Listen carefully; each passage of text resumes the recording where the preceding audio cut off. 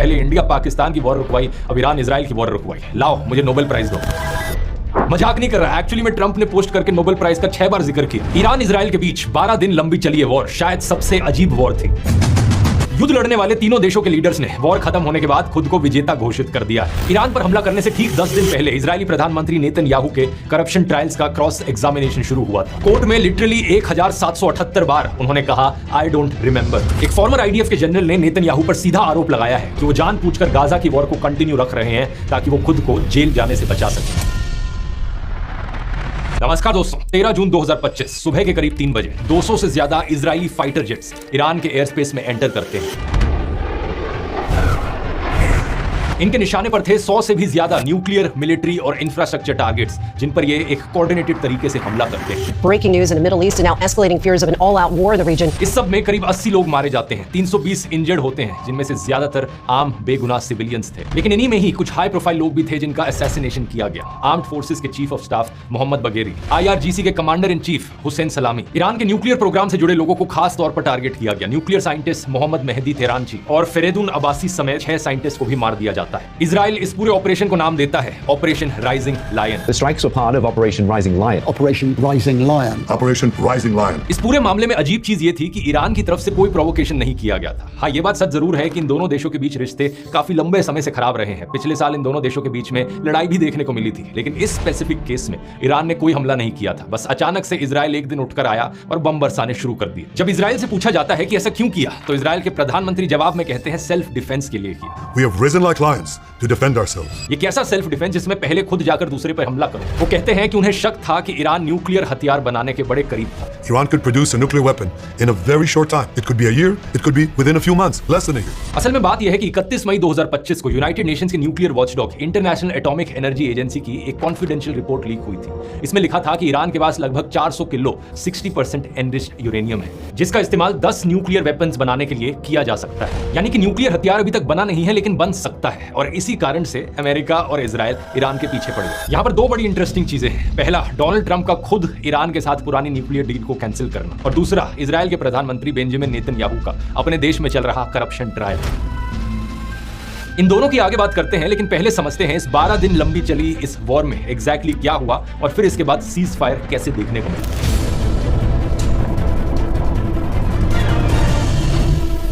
13 जून की ही रात को ईरान रिस्पॉन्ड करता है इजराइल के ऊपर दर्जनों मिसाइल्स और ड्रोन से हमला करके। ज्यादातर इन स्ट्राइक्स को इंटरसेप्ट कर लिया जाता है, लेकिन तेल अवीव और जेरूसलम की कुछ जगहों पर धमाके देखने को मिलते हैं। इसके बाद अगले कुछ दिन तक ईरान और इजराइल एक दूसरे पर हमला करते रहते हैं। दोनों तरफ तबाही देखने को मिलती है, दोनों तरफ बेगुनाह लोगों की जान जाती है। इसी बीच डोनाल्ड ट्रंप ईरान से अनकंडीशनल सरेंडर की मांग करते हैं और कहते हैं कि ईरान को न्यूक्लियर वेपन बनाने नहीं दिया जा सकता। Iran cannot have a nuclear weapon. I've been saying it for a long time. Iran के supreme leader Ayatollah Ali Khamenei को धमकी भी दी जाती है। कहते हैं कि अमेरिका को पता है कि वो कहां छिपे हैं, लेकिन अभी उन्हें मारेंगे नहीं। दूसरी तरफ जवाब में खामेनी कहते हैं कि ईरान किसी भी हालत में किसी के सामने सरेंडर नहीं करेगा। ملت ایران در مقابل تعمیر تسلیم هیچ چیز نمیشه. ثانیاً اینی که به ملت ایران بگم بیایید تسلیم بشید. ईरान और इजराइल के बीच का युद्ध जारी रहता है। अभी तक अमेरिका इस वॉर में डायरेक्टली शामिल नहीं हुआ था, लेकिन 19 जून को डोनाल्ड ट्रंप की तरफ से एक और धमकी दी जाती है। ट्रंप कहते हैं कि वो ईरान को 2 हफ्ते का समय दे रहे हैं न्यूक्लियर डील करने के लिए। अगर वो नहीं माना तो अमेरिका खुद अपनी मिलिट्री स्ट्राइक्स करने लग जाएगा। 2 हफ्ते तो बहुत दूर की बात थी दोस्तों, क्योंकि 2 ही दिन बाद 21 जून की रात को अमेरिका के लगभग 125 प्लेन्स ईरान की एयर स्पेस में एंटर करते हैं। इनका टारगेट था ईरान की 3 मेन न्यूक्लियर फैसिलिटीज। नक्शे पर देखिए, फोर्डो, नटांस और इस्फहान, इनको टारगेट करना। लेकिन इन्हें डिस्ट्रॉय करना इतना आसान नहीं था, क्योंकि जमीन के बहुत नीचे सिचुएटेड है। सैकड़ों मीटर्स गहरे पहाड़ों में फोर्डो में यूरेनियम एनरिचमेंट साइट है। इसी तरह ईरान की सबसे बड़ी एनरिचमेंट फैसिलिटी नटांस का कुछ हिस्सा भी अंडरग्राउंड है। ट्रेडिशनल बॉम्ब्स और मिसाइल से इन्हें नुकसान पहुंचाना मुमकिन नहीं था, इसलिए इन्हें बंकर बस्टर बॉम्ब से टारगेट किया गया। अमेरिका का बंकर बस्टर बॉम्ब, जिसका ऑफिशियल नाम है GBU-57 मैसिव ऑर्डिनेंस पेनेट्रेटर, ये 13,000 किलो से ज्यादा भारी और 6 मीटर से ज्यादा लंबा बॉम्ब है। जब ये कहीं पर फोड़ा जाता है तो जमीन के 60 मीटर से ज्यादा अंदर तक घुस सकता है। इन्हें डिप्लॉय करने के लिए अमेरिका ने इस्तेमाल किया इस B-2 स्टेल्थ बॉम्बर हवाई जहाज का। ये हवाई जहाज दिखने में बिल्कुल किसी साइंस फिक्शन मूवी का प्लेन लगता है। लेकिन इसके जरिए कई सारे बंकर बस्टर बॉम्ब्स ड्रॉप किए जा सकते हैं। एक स्पेसिफिक जगह को टारगेट करके इनका लक्ष्य होता है उसी जगह पर दोबारा से बम गिराना, ताकि और जमीन के अंदर तक पहुंचा जा सके। अमेरिका ने 21 जून के इस हमले में 14 से ज्यादा GBU-57 बॉम्ब्स ईरान के ऊपर दागे। ये जो स्पेसिफिक टाइप है GBU-57 मैसिव ऑर्डिनेंस पेनिट्रेटर, ये सबसे पावरफुल बंकर बस्टर बॉम्ब माना जाता है। अमेरिका ने इस टाइप के बॉम्ब का इससे पहले किसी भी कॉन्फ्लिक्ट में इस्तेमाल नहीं किया था। ये B-2 बॉम्बर हवाई जहाज अमेरिका के मिसूरी एयरपोर्ट से टेक ऑफ किए थे। धरती का आधा चक्कर लगाकर नॉन स्टॉप 37 घंटे तक ये उड़े इस मिशन को कंप्लीट करने के लिए। दूसरी तरफ ईरान की इस फहान न्यूक्लियर साइट को एक सबमरीन से लॉन्च की गई टोमाहॉक मिसाइल से टारगेट किया गया, क्योंकि ये वाली न्यूक्लियर साइट फोर्डो से भी ज्यादा जमीन के अंदर थी और बस्टर बॉम्ब्स भी यहां पर इसे नुकसान नहीं पहुंचा सकते थे। इस हमले के बाद डोनाल्ड ट्रंप ने अपने टेलीवाइज एड्रेस में इस मिशन को कंप्लीट सक्सेस बताया। Tonight I can report to the world that the strikes were a spectacular military success. उन्होंने दावा किया कि ईरान की न्यूक्लियर एनरिचमेंट फैसिलिटीज को पूरी तरीके से नष्ट किया जा चुका है। Iran's key nuclear enrichment facilities have been completely and totally obliterated. इस पॉइंट तक अब सबको लग रहा था कि ये लड़ाई शायद लंबी चलने वाली है। ये वॉर शायद तब तक ना रुके जब तक ईरान में सत्ता पलट ना हो जाए। 23 जून को ईरान की तरफ से जवाबी हमला देखने को मिलता है। कतर में मौजूद अमेरिका के अल उदैद एयरबेस को टारगेट किया जाता है। पूरे मिडिल ईस्ट में ये अमेरिका का सबसे बड़ा मिलिट्री बेस है, जो यूएस सेंट्रल कमांड के फॉरवर्ड हेडक्वार्टर्स के तौर पर काम करता है। यही वो मिलिट्री बेस है जिसने इराक, सीरिया और अफगानिस्तान में अमेरिका के ऑपरेशंस में सेंट्रल रोल निभाया था। 23 जून के इस हमले में इस बेस पर ईरान की तरफ से 19 मिसाइल्स फायर की जाती हैं, लेकिन एक ही इस एयरबेस को हिट करती है। लेकिन इस एक मिसाइल से भी ज्यादा कोई नुकसान नहीं पहुंचता, मगर इसकी वजह से होता यह है कि पूरे मिडिल ईस्ट के ऊपर सारे फ्लाइट ऑपरेशंस रुक जाते हैं। कमर्शियल एयर स्पेस पूरी तरीके से बंद हो जाती है करीब 8 से 10 घंटे के लिए। कुवैत, बहरीन, कतर और यूएई के ऊपर से हालात बड़े एक्सट्रीम हो गए थे। कई लोगों को लगा था कि कहीं ये वर्ल्ड वॉर 3 की शुरुआत तो नहीं, लेकिन फिर अगले दिन अचानक से ये वॉर खत्म हो जाती है। डोनाल्ड ट्रंप ऐलान करते हैं ईरान और इजराइल के बीच complete and total ceasefire का। President Donald Trump announced a quote complete and total ceasefire. सबके मन में सवाल एक ही है कि ये हुआ क्या यहाँ पर? अचानक से ये वॉर हुई और फिर अचानक से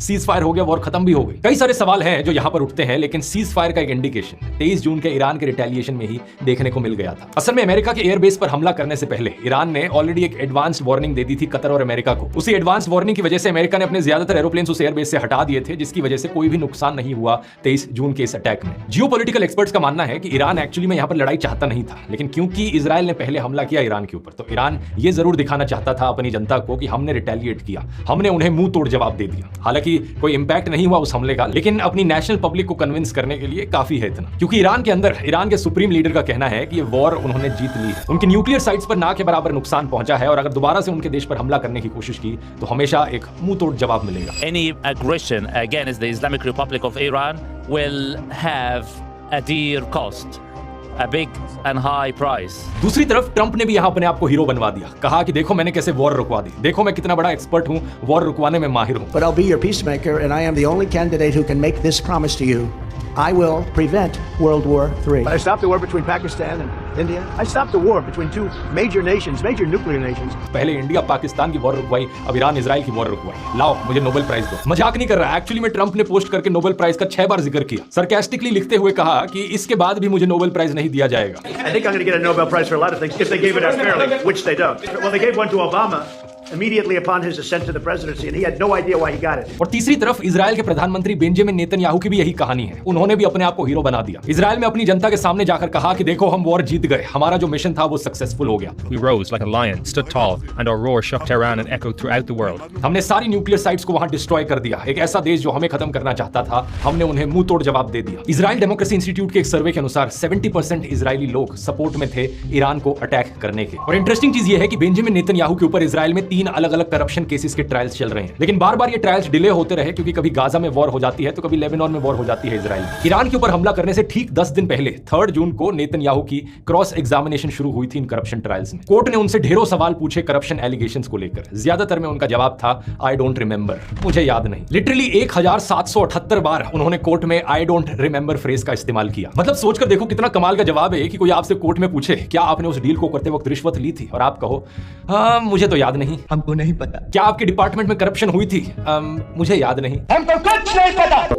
और इसी तरीके से आप 1800 बार मुझे याद नहीं कहते जाओ। नेतन्याहू का सपोर्ट इजराइल पब्लिक में बहुत तेजी से नीचे घट रहा था। पिछले महीने किया गया इजराइल के चैनल 12 न्यूज के द्वारा एक सर्वे के अनुसार करीब 55% इजरायली लोगों का मानना है कि नेतन्याहू गाजा में वॉर को सिर्फ इसलिए कंटिन्यू कर रहे हैं क्योंकि वो सत्ता में बने रहना चाहते हैं। बाकी और सर्वेज ने भी यही बताया है कि 60% से ज्यादा इजरायली लोग गाजा में वॉर को खत्म करने के फेवर में हैं अगर हॉस्टेजेस को रिलीज करने की डील हो जाती है तो। 3 जून को द टाइम्स ऑफ इजराइल में लिखे गए इस ओपिनियन आर्टिकल को देखिए। टाइटल में लिखा है Netanyahu's calculation, the war must go on. दिसंबर 2024 में इजराइल के पार्लियामेंट में एक बिल पास हुआ था जिसके अनुसार पार्लियामेंट के किसी भी मेंबर को नियर टोटल क्रिमिनल इम्यूनिटी है एज लॉन्ग एज वो ऑफिस में बने रहते हैं। फॉर्मर आईडीएफ के जनरल इजराइल जिव ने भी नेतन्याहू पर आरोप लगाया कि वो जानबूझकर गाजा में वॉर को कंटिन्यू रख रहे हैं ताकि वो खुद जेल जाने से बच सके। ऐसे में जाहिर सी बात है सवाल यही उठता है कि क्या ईरान पर भी इसलिए हमला किया गया ताकि प्रधानमंत्री खुद को जेल जाने से बचा सके, खुद के ऊपर चल रहे इस करप्शन ट्रायल को डिले कर सके। इस चीज का अगर आपको और सबूत चाहिए तो 26 जून की इस खबर को देखिए। डोनाल्ड ट्रंप इजराइल को कहते हैं कि नेतन्याहू के ऊपर चल रहे करप्शन ट्रायल को खारिज कर दिया जाए। उनके अनुसार नेतन्याहू के खिलाफ विच हंट चल रही है और जवाब में नेतन्याहू ट्रंप को थैंक यू भी कहते हैं कि थैंक यू सर, आपने मेरे खिलाफ चल रहे करप्शन ट्रायल को खत्म करने की बात कर दी, मुझे बचाने की बात कर दी। तो इससे पता चलता है दोस्तों एटलीस्ट 2 देश जो इस 12 दिन की वॉर में इन्वॉल्व थे उनको कोई इंटरेस्ट था नहीं इस वॉर को कंटिन्यू रखने में। ट्रंप की यहां नंबर 1 प्रायोरिटी थी खुद को हीरो बनाकर अपने आप को नोबेल प्राइज दिलवाना, इसलिए ट्रंप ने सबसे पहले नेतन्याहू से बात करी और इजराइल को सीज फायर के लिए तैयार किया। ईरान को एग्री कराने के लिए कतर की मदद ली गई और ईरान ने कतर के जरिए अमेरिका को मैसेज भेजा कि अब वो यूएस पर और कोई हमला नहीं करेगा। जवाब में अमेरिका ने भी किसी बेस पर ना हमला करने की बात कही जिसके बाद ईरान भी सीज फायर के लिए तैयार हो गया। हालांकि वो अलग बात है कि सीज फायर डिक्लेयर होने के कुछ घंटे बाद भी दोनों तरफ से फायरिंग देखी गई ताकि दोनों देश अपनी पब्लिक को दिखा सकें कि आखिरी जवाब उन्होंने ही दिया था। ईरान ने इजराइल के ऊपर 2 बैलिस्टिक मिसाइल्स छोड़ी। जवाब में इजराइल ने ईरान पर स्ट्राइक्स करके तेहरान के पास एक रेडार स्टेशन को डिस्ट्रॉय कर दिया। इसके बाद ट्रंप थोड़ा नाराज जरूर हुए, उन्होंने अपना गुस्सा जाहिर किया इजराइल के खिलाफ। Israel, as soon as we made the deal, they came out and they dropped a load of bombs, the likes of which I'd never seen before. I'm not happy with Israel. You know, when I say, okay, now you have 12 hours, you don't go out in the first hour and just drop everything you have on them. So I'm not happy with them.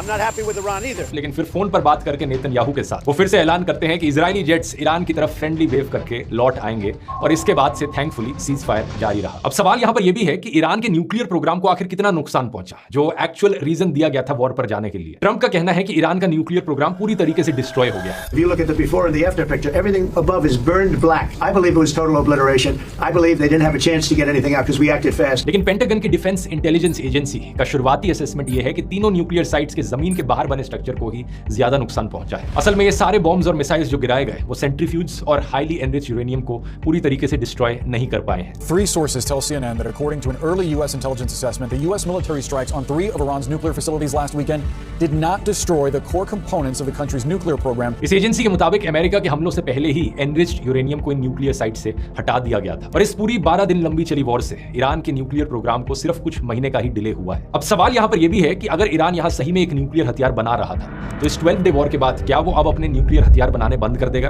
या फिर और जोरों से कोशिश करेगा nuclear हथियार बनाने की? क्योंकि ईरान के पर्सपेक्टिव से उन्हें देखने को यहाँ पर यही मिला है कि कोई भी देश हमारे देश के ऊपर हमला कर सकता है अगर वो सस्पेक्ट करते हैं कि हम न्यूक्लियर हथियार बना रहे हैं, लेकिन अगर एक्चुअली में हमारे पास न्यूक्लियर हथियार है तो कोई हिम्मत नहीं करेगा हमला करने की। इसका सबसे अच्छा उदाहरण है नॉर्थ कोरिया जिसके पास खुद का अपना एक न्यूक्लियर बॉम्ब है और माना जाता है कि वही कारण है कि अमेरिका ने अभी तक नॉर्थ कोरिया पर कोई हमला नहीं किया। वॉशिंगटन के आर्म्स कंट्रोल एसोसिएशन के मुताबिक मिलिट्री स्ट्राइक से ईरान का न्यूक्लियर बॉम्ब बनाने का रिजॉल्व और मजबूत होने का खतरा है। हालांकि ईरान का अभी तक ऑफिशियली कहना यही है कि उनका न्यूक्लियर प्रोग्राम सिविलियन और पीसफुल पर्पस के लिए है। इनके सुप्रीम लीडर खामिनी ने 2003 में फतवा जारी किया था कि न्यूक्लियर वेपन्स प्रोग्राम को सस्पेंड कर दिया जाए और ऑफिशियली अभी तक ये सस्पेंशन हटाया नहीं गया है। मार्च 2025 में देखिए अमेरिका की director of national intelligence Tulsi Gabbard ने यूएस कांग्रेस में अपनी टेस्टिमनी में कहा था कि ईरान न्यूक्लियर वेपन्स नहीं बना रहा है।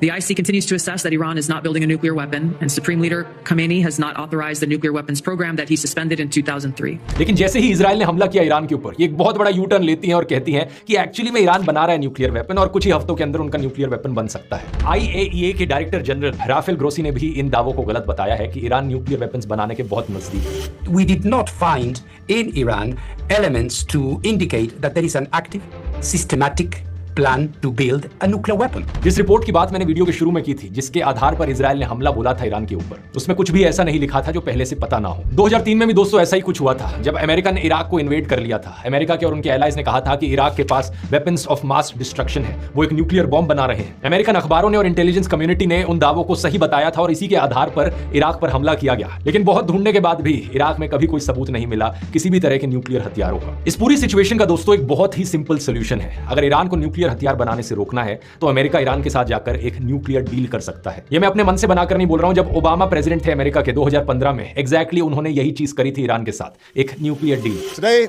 the United States together with our allies and partners, has reached a historic understanding with Iran, which, if fully implemented, will prevent it from obtaining a nuclear weapon. इस deal के अनुसार शर्त यह थी कि ईरान यूरेनियम को 3.67% से ज्यादा एनरिच नहीं करेगा। ऐसा करने से न्यूक्लियर हथियार बनाना कभी पॉसिबल नहीं हो पाएगा। प्लस चेक करने के लिए इंटरनेशनल एटॉमिक एनर्जी एजेंसी को ईरान के अंदर जाकर उनकी न्यूक्लियर फैसिलिटीज को इंस्पेक्ट करना अलाउड होगा। और बदले में ईरान को क्या मिला था? जो सैंक्शंस अमेरिका, यूरोपियन यूनियन और यूनाइटेड नेशंस ने लगाए हुए थे ईरान के ऊपर, उन्हें हटा लिया जाएगा और ईरान के साथ नॉर्मल ट्रेड कंटिन्यू रखी जाएगी। बहुत ही अच्छी डील थी, दोनों तरफ को यहाँ पर फायदा मिल रहा था, ईरान से कोई खतरा भी नहीं था। ईरान इस डील को फॉलो भी कर रहा था अच्छे से 2018 तक। लेकिन फिर 2018 में क्या होता है? डोनाल्ड ट्रंप ऑलरेडी प्रेसिडेंट बन चुके थे अमेरिका के। ट्रंप जाकर इस न्यूक्लियर डील को कैंसिल कर देते हैं। The Iran deal is defective at its core. The United States will withdraw from the Iran nuclear deal. क्यों कैंसिल किया? यहां पर ट्रंप की तरफ से कोई प्रॉपर रीजनिंग नहीं दी जाती, बस वही घिसी पिटी बातें कहते हैं कि बेकार डील थी, मैं कैंसिल कर रहा हूं। बीबीसी के आर्टिकल में देखो पहला कारण क्या लिखा जाता है कैंसिल करने के पीछे, श्रेडिंग द ओबामा लेगेसी। यानी ट्रंप ओबामा से जलते थे और जो काम ओबामा ने किए थे बस उसका उल्टा करना चाहते थे, सिर्फ इसलिए ये डील कैंसिल कर दी। और कैंसिल करने का नतीजा क्या होता है? ईरान के ऊपर सैंक्शंस वापस आ जाती हैं।